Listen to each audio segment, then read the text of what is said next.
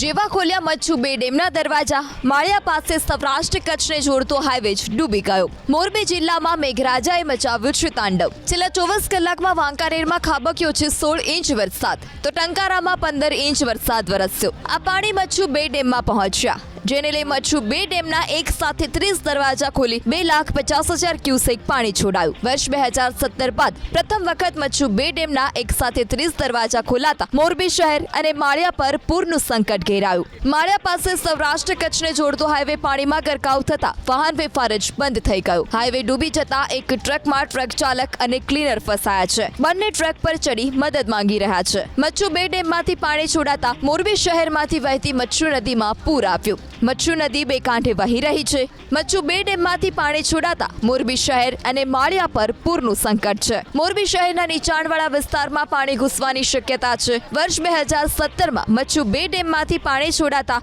માળિયામાં ભારે નુકસાની થઈ હતી.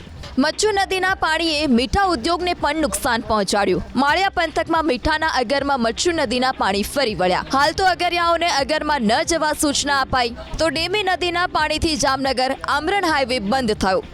તો માટેલ ગામમાં વરસાદી પાણી ભરાયા છે. અહીં ખોડિયાર મંદિર પાસે પાણી ભરાતા બજારો બંધ કરાઈ. દર્શનાર્થીઓને હાલ તો માટેલ ન આવવા અપીલ કરાઈ.